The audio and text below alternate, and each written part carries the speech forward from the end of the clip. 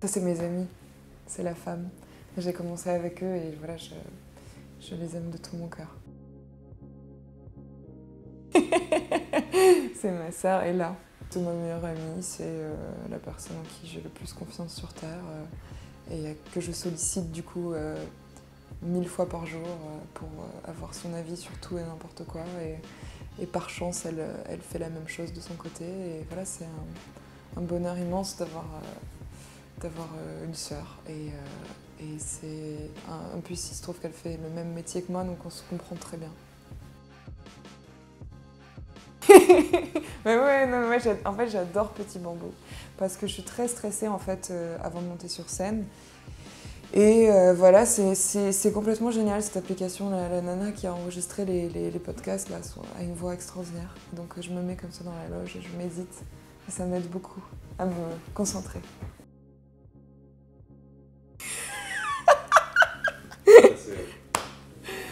Caroline de Maigret.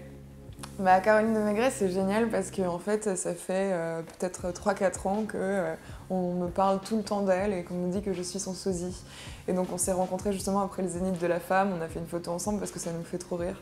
Et depuis, elle dit que je suis sa petite sœur et c'est quelqu'un de formidable en plus. J'ai appris un peu à la connaître et elle est géniale, elle est hyper curieuse, elle écoute plein de musique actuelle et ça a été une des premières un peu à m'encourager sur l'EP, etc. Donc c'est vraiment une femme très bien. Un album autobiographique, un album de femme, un album clair-obscur, où on m'entend un peu dans tous mes états, quoi.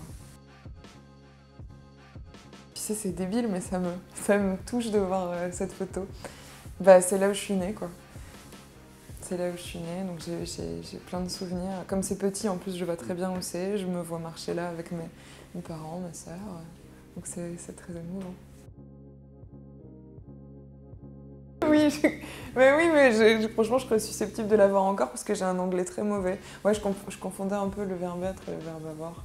Et ça donnait du coup des chansons un peu étranges. J'adore Egon Schiele. J'adore.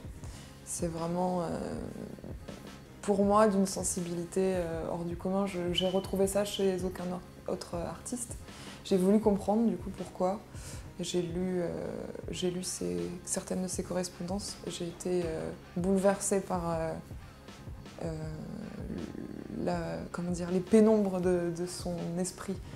C'était quelqu'un d'extrêmement compliqué et j'ai compris que voilà, s'il me bouleversait autant, c'est qu'il était... je sais pas, il y a quelque chose de fêlé chez lui qui est très très touchant, quoi.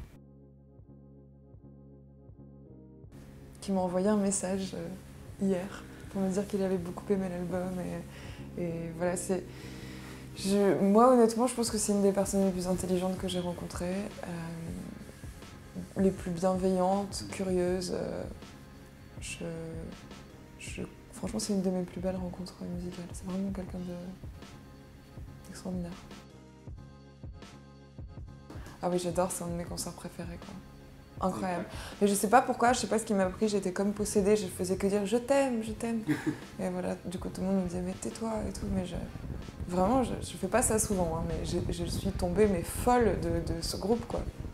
Et de Nicole Brooke particulièrement, elle est géniale.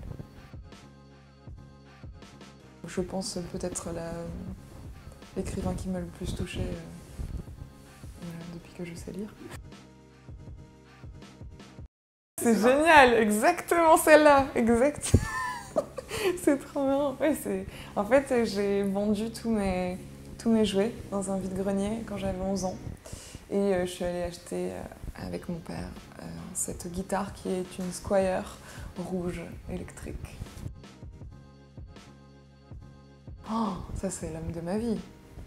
Ça c'est Maxence, dans Les Demoiselles de Rochefort. Et comment dire, c'est un film qui m'a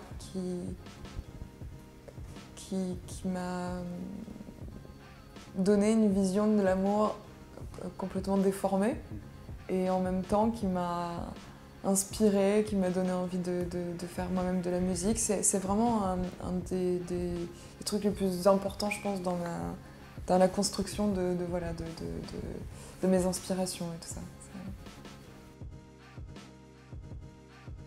premier disque que j'achète, mon grand-père me donne 100 francs, ce qui me paraît à l'époque une fortune considérable. On est allé à l'école voir Les Demoiselles de Rochefort juste avant.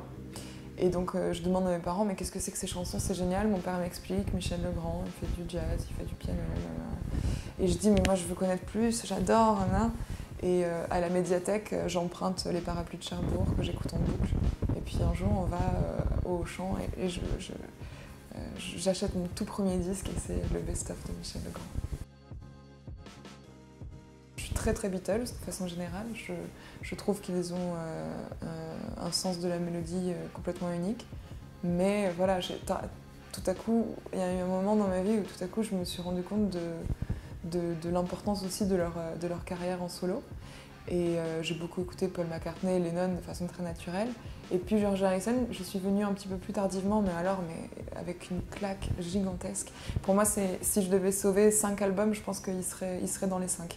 C'est magnifique, du début à la fin. C'est tout pour moi. Trop cool!